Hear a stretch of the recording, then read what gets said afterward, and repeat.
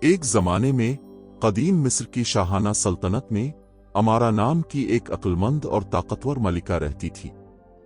اس نے اپنے لوگوں پر فضل اور انصاف کے ساتھ حکومت کی اور اس کے دور میں خوشحالی اور امن کا نشان تھا۔ لیکن جو چیز دنیا نہیں جانتی تھی وہ یہ تھی کہ ملکہ امارا کے پاس غیر معمولی جادوئی طاقتیں تھیں جنہیں خود دیوتاؤں نے تحفے میں دیا تھا۔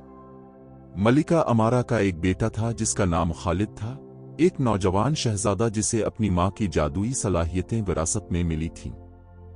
ابتدائی عمر سے ہی خالد نے صوفیانہ قوتوں کو استعمال کرنے اور کنٹرول کرنے میں غیر معمولی صلاحیتوں کا مظاہرہ کیا جو اس کی رگوں میں بہتی تھی۔ اس کی طاقتیں پہلے دیکھی گئی کسی بھی چیز کے برعکس تھیں، یہاں تک کہ اپنے وقت کے سب سے زیادہ ہنرمند جادوگروں میں بھی۔ جیسے جیسے خالد بڑے ہوتے گئے، ملکہ امارا جانتی تھی کہ اب وقت آ گیا ہے کہ وہ بادشاہی کے سامنے اپنی حقیقی صلاحیت کو ظاہر کرے۔ اس نے اپنے بیٹے کی ناقابل یقین صلاحیتوں کو دیکھنے کے لیے دور دور سے معززین کو مدعو کرتے ہوئے ایک عظیم الشان جشن کا اہتمام کیا۔ عظیم ہال کو شاندار سجاوٹ اور چمکتی ہوئی ٹیپسٹریز سے مزین کیا گیا تھا جو مصر کی ثقافت کی بھرپور عکاسی کرتا تھا۔ مقررہ دن جیسے ہی سورج افق کے نیچے ڈوب گیا، زمین کو سونے اور نارنجی کے رنگوں میں نہلاتے ہوئے ملکہ امارا اور شہزادہ خالد نے متوقع ہجوم کے سامنے اپنی جگہ لے لی۔ ملکہ نے خوش اسلوبی سے اپنا ہاتھ اٹھایا اور ایک ہی حرکت میں کمرہ ایک چمکتی ہوئی چمک سے بھر گیا۔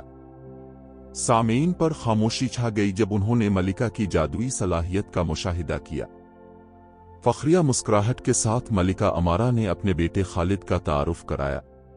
نوجوان شہزادہ آگے بڑھا، اس کی آنکھیں اعتماد سے چمک رہی تھیں۔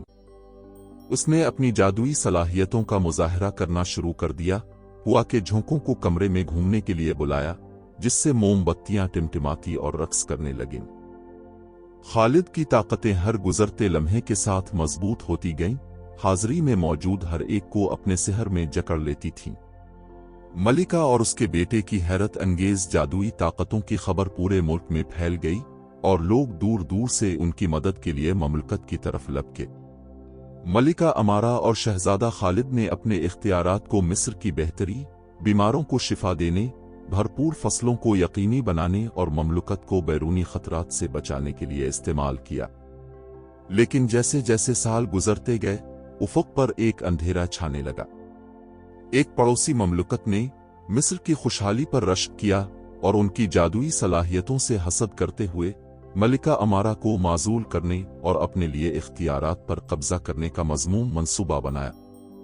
مالک نامی ایک غدار جادوگر کی قیادت میں انہوں نے مصر پر حملہ کیا، سلطنت کے جادوئی رازوں کو چرانے کی کوشش کی۔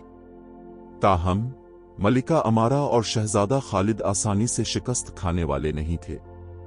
انہوں نے دشمن کی قوتوں کو روکنے کے لیے اپنی مشترکہ طاقتوں کا استعمال کیا، حملہ آوروں کو اندھی روشنی اور حفاظتی رکاوٹوں کے ذریعے پسپا کیا۔ یہ جنگ کئی دنوں تک جاری رہی، لیکن آخر کار مصر کی بادشاہی اپنی ملکہ اور شہزادے کی غیر متزلزل ہمت اور ناقابل یقین جادوئی صلاحیتوں کی بدولت فتح یاب ہوئی۔ خطرے کے خاتمے کے بعد مصر ملکہ امارا اور شہزادہ خالد کی دانشمندانہ اور مہربان حکمرانی کے تحت ترقی کرتا رہا۔ ان کی جادوئی طاقتیں افسانوی بن گئیں اور وہ بادشاہی کے محافظوں کے طور پر قابل احترام تھے۔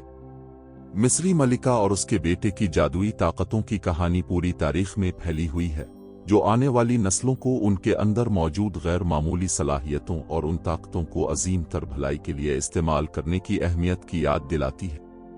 اور اس طرح ملکہ امارا اور شہزادہ خالد کی میراث، قدیم مصر کے طاقتور اور جادوئی حکمران، زندہ رہے، جس نے ان گنت نسلوں کو اپنے منفرد تحائف کو قبول کرنے اور دنیا کی بہتری کے لیے استعمال کرنے کی ترغیب دی۔